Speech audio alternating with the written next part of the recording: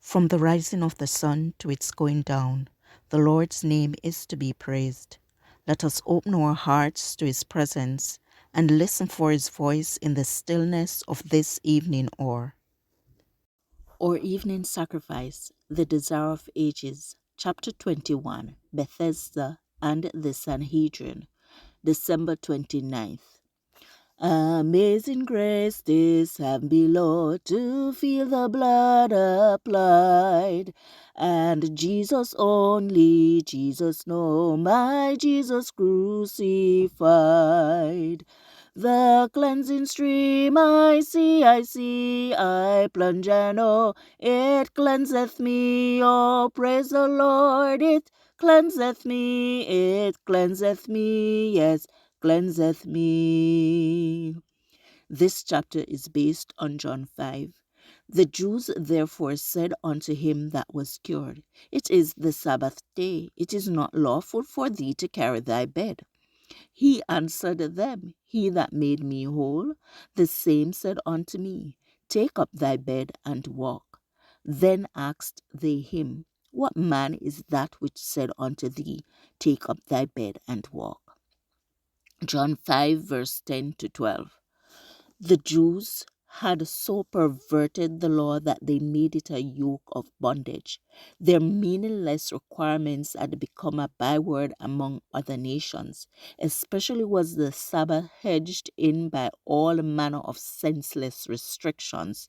It was not to them a delight, the holy of the Lord and honorable.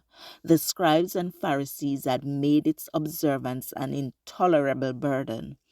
A Jew was not allowed to kindle a fire, nor even to light a candle on the Sabbath.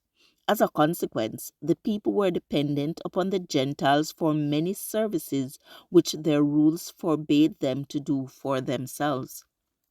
They did not reflect that if these acts were sinful for those who employed others to perform them were as guilty as if they had done the work themselves.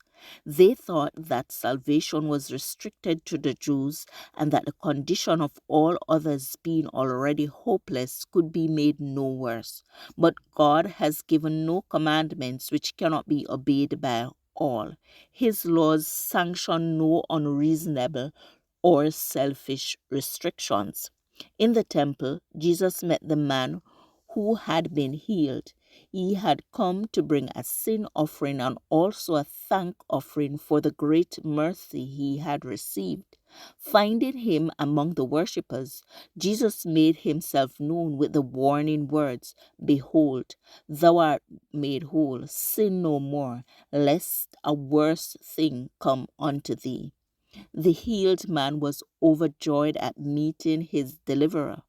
Ignorant of the enmity toward Jesus, he told the Pharisees who had questioned him that this was he who had performed the cure. Therefore did the Jews persecute Jesus and sought to slay him because he had done these things on the Sabbath day. Jesus was brought before the Sanhedrin to answer the charge of Sabbath breaking. Had the Jews at this time been an independent nation, such a charge would have served their purpose for putting him to death. This their subjection to the Romans prevented. The Jews had not the power to inflict capital punishment, and the accusations brought against Christ would have no weight in a Roman court. There were other objects, however, which they hoped to secure. Notwithstanding their efforts to counteract his work, Christ was gaining, even in Jerusalem, an influence over the people greater than their own. Multitudes who were not interested in the harangues of the rabbis were attracted by his teaching. They could understand his words and their hearts were warmed and comforted. He spoke of God not as an avenging judge, but as a tender father, and he revealed the image of God as mirrored in himself. His words were like balm to the wounded spirit. Both by his words and by his works of mercy, he was breaking the oppressive power of the old traditions and man-made commandments and presenting the love of God in its exhaustless fullness. This passage was taken from The Desire of Ages, page 204 to 205. Pacific Press Publishing Association, copyright 2005, or Evening Sacrifice, December 29th. I encourage you to connect with God and receive strength to overcome obstacles each day. Thank you for listening. Please join us tomorrow as we offer up our evening sacrifice.